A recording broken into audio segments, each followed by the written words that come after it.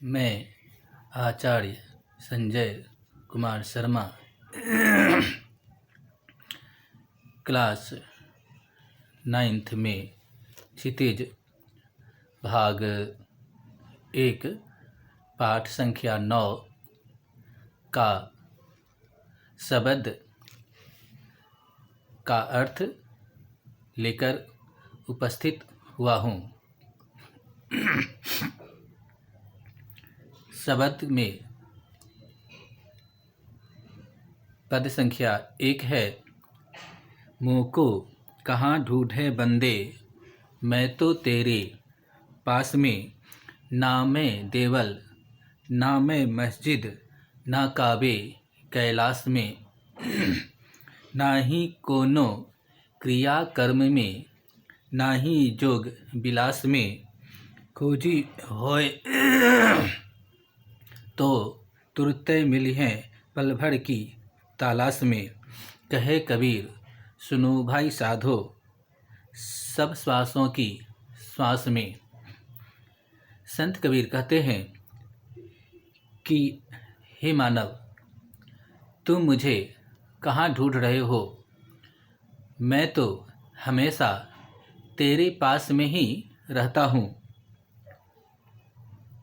ना मैं देवालय में हूँ, ना मैं शिवालय में हूँ, ना मैं काबा में हूँ और ना ही कैलाश में वास करता हूँ।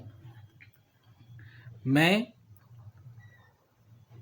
तो सबके हृदय में, सबकी श्वासों में निवास करता हूँ।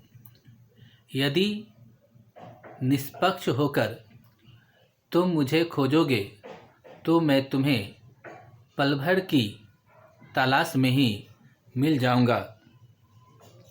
मैं सभी जीवों के प्राण हूँ। मैं सभी श्वासों का श्वास हूँ। अब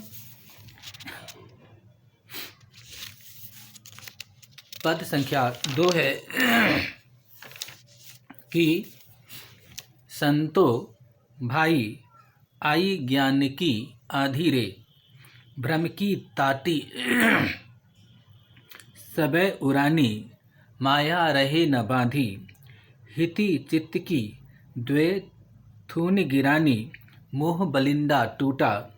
तृष्णा छानी परी घर ऊपरी, कुबुद्धि का भाड़ा फूटा। जोग जुगती करी संतो बांधी, निर्चु चुवे न पानी।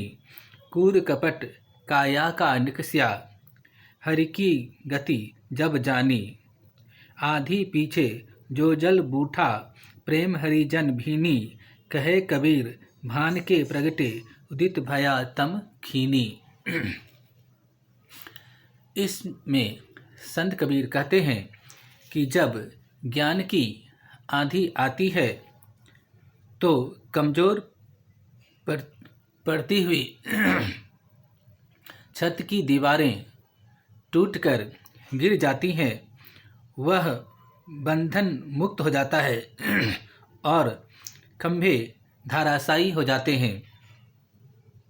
उसी प्रकार जब व्यक्ति में ज्ञान का समावेश होता है तब उसके सारे बंधन टूट जाते हैं। छत को गिरने से रोकने वाला लकड़ी का टुकड़ा जो खंभे को टिकाए रहता है वह ध्वस्त हो जाता है। उसी प्रकार मनुष्य को जब ज्ञान की प्राप्ति होती है तो मोह, माया, छल, कपट ये सारे विकार नष्ट हो जाते हैं। जिस प्रकार जिस घर का छत मजबूत होता है उस घर पर आंधी का कोई असर नहीं होता है, और जिस घर में की नींव अर्थात दीवार कमज़ोर होती है उस घर का नाश निश्चित होता है, अर्थात आंधी का प्रभाव उस पर पड़ता है।